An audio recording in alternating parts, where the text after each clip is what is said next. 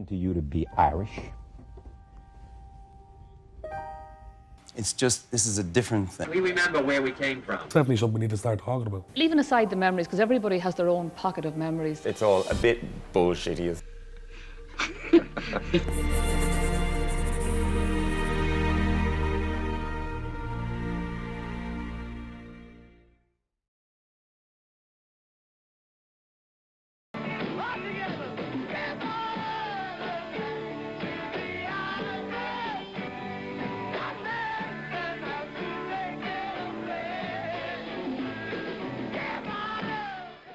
That's the Paul McCartney penned song Give Ireland Back to the Irish from 1972. A song that garnered major critical pushback from McCartney.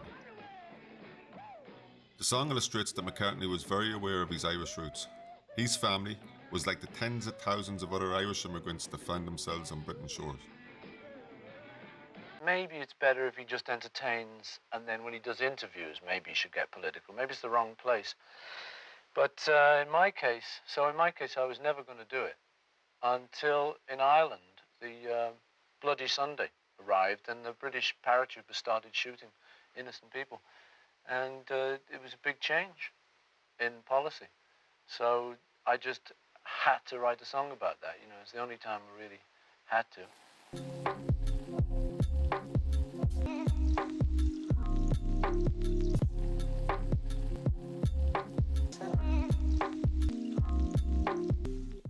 Traditionally, people see three waves of migration between about 1801 and say the 1920s was what they call a wave one, where North America, I suppose, was the main destination, but also Britain. From the 1920s, then you had a depression and you had restrictions on migration into the States. So Britain became a more popular destination at that stage. That lasted until maybe the 1970s, and then there was a third wave in the 1980s. And I suppose if you're to take it, there's probably a wave over the last number of years as well. With such high numbers of migration came problems, and misunderstanding of the Irish culture followed. The Irish communities for a long time remained an isolated minority in Britain.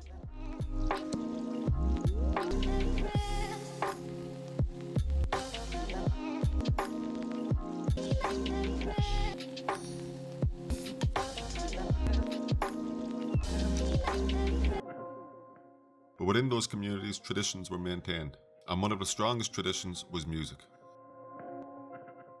If you look at the history of Irish migration, how many of our great musicians, traditional musicians I'm talking about now, ended up in other shores, either in America or in England. And to me, two of the finest exponents of modern traditional music would be John Carty and Kevin Burke, the fiddler. And Kevin Burke's people are from Sligo, he was reared in London, and John Carty's people are Roscommon, and he was reared in London. You know, and they'd be two of the finest traditional musicians, yet both born and bred in England of Irish parentage. That love of music by the Irish migrants, whether it be traditional or otherwise, was being handed down through generations, some of which would become future icons of British music. Just listen to Johnny Marr of the Smiths memorise the love for music that his Irish family had. The Irish thing for me, as a little boy, growing up around these young adults who were really happy to be in the inner city, having got out of the country. They were music obsessed. The number of prominent, in inverted commas, British musicians or British cultural icons who were of Irish descent. And you look back to Dusty Springfield. I mean, she was O'Brien. Her mother was Irish. I think her father may have been the editor for the Irish Independent. So she's a connection back to there. Three of the Beatles, Lennon, McCartney and Harrison, had strong Irish roots and were well aware of it. You know, you have songs like Give Ireland to the Irish. I mean, they were well aware of their Irish connections and proud of their Irish connections. You look at a next generation, you know, you might look at, say, the punk movement and Johnny Lydon, you know, his father's from Galway, his mother's from Cork, you know, Shane MacGowan would fall into that kind of punk scene as well. He went under the pseudonym for a while, Shane O'Hooligan, you know, is what he went in. He was in bands like the Nipple Erectors long before the Pogues were in existence. You know, Elvis Costello, the stage names hide the fact that his real name is Declan McManus. You know, you look at the original members of Oasis, 5 of them were of Irish descent, you know, would have been involved. I know the Gallagher brothers certainly were involved. They played Gaelic football. They played traditional musical instruments. You know, they were from a musical family on his father's side.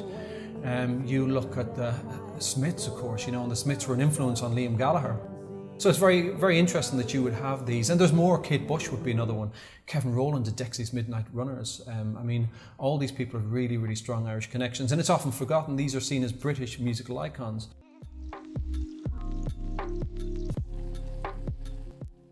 Immigration is a topic that is already prevalent in many countries, and it will become more topical in Ireland too. But unlike in other countries where the conversation is often taking an ugly turn, let us Irish take a pragmatic approach. Because if a nation that is dependent on migration through so much of its history can't have a rational debate on it, who can?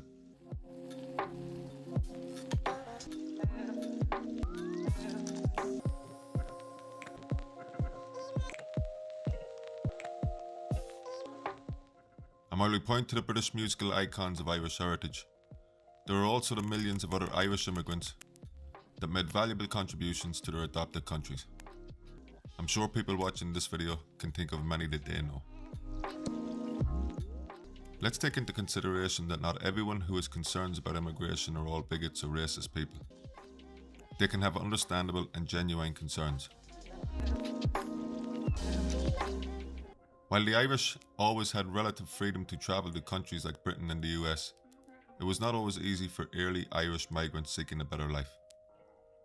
Remember, they were subject to scrutiny and criticism and suffered isolation because of that. The same kind of scrutiny that some sectors of Irish society will try to do to immigrants that come here.